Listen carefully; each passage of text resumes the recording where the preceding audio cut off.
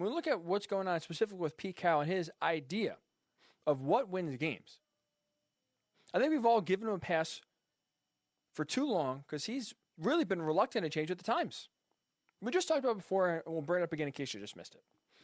How do you win games now in 2020? What is the formula to winning games? Well, mostly right now, it's an offensive league, right? So passing the ball, opening it up, being aggressive, and really having your quarterback make plays is how you win a lot of games in 2020. For the Chiefs, look at how they've really elevated Patrick Mahomes. Look how they've opened it up for him, been aggressive, and really kind of catered everything to his strengths. Even the 49ers, for example, while the 49ers and the Ravens, per se, still try to run the ball, they catered their strengths, or they catered their style of play to the strengths of their players. Great offensive line, great scheme designer and Kyle Shanahan out there in San Francisco.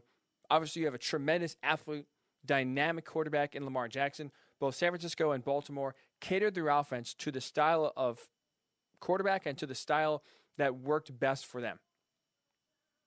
That's how you try to win games now. That's how you win games in 2020. Being aggressive, sure, in different ways, but catering the team to your strengths, what you do best, and really maximizing those strengths.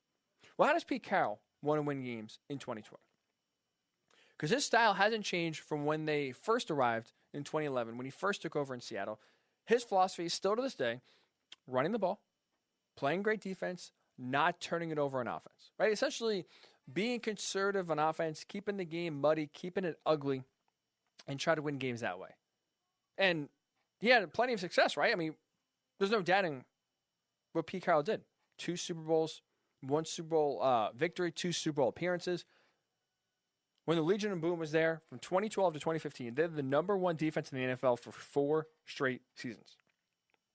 So back then, back in the heyday of Seattle, when they had the Legion of Boom, when they had Earl Thomas and Richard Sherman and Bobby Wagner and a ton of other, talented players all throughout the roster, especially on the defensive side, running the ball, playing great defense, and essentially having the offense say, don't lose us the game. Sure, you can score points, don't be shy. But don't be throwing 3 turnovers. Don't be throwing 3 interceptions or fumbling the ball or putting our defense in bad situations, short fields to where other teams could score. Conservative offense playing great defense led Seattle to their back-to-back Super Bowl appearances and their lone Super Bowl victory. Well, the only issue is that now in 2020, not only is that style not win you games, it's especially harmful to this team when the strengths, or at least the way Pete Carroll wants to win games, is their weaknesses of the team, not their strengths. I think he wants to play great defense, right? That's his goal. We're going to win games on the defensive side of the ball.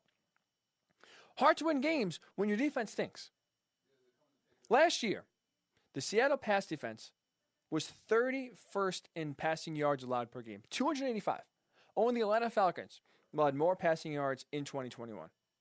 Their secondary was god-awful. They brought Jamal Adams in. He's great, great run defender. Terrible coverage safety for sure. And they got torched. So in a league that is emphasizing passing the ball, where it's a pass-first league, the Seahawks could not stop the pass at all.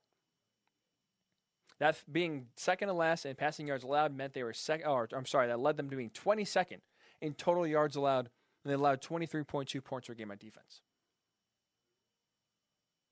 Tell me, please, I'd love to hear how the second worst pass defense in the NFL can be relied upon to win you games. When you're going to tell a top 3 quarterback in the NFL, hey, don't lose this game, right? Be conservative. We're going to try to run the ball here. Don't throw interceptions. We're going to rely on our second worst secondary. That's how we're going to win games. We're going to rely on our defense that's 22nd in yards allowed per game. We're going to rely on them to win us games. So that style is not conducive to winning. It's not conducive to winning even if things are going well, because you can even kind of see what happened with the Rams this year. Tremendous defense, number 1 defense in the NFL. A very solid, very efficient running game, top 5 running game in the NFL. They didn't have a quarterback, and yes, they beat the Seahawks, won the game, but they didn't have a chance against the Packers. You can win games, you can make the playoffs, but if you want to win a Super Bowl, playing great defense and running the ball does not get you there. So not only is Pete Carroll's style stuck in the 2000s, he hasn't innovated, he hasn't upgraded his philosophy to fit what the team does best. He's also driving his best hope of winning, that is Russell Wilson, out the door.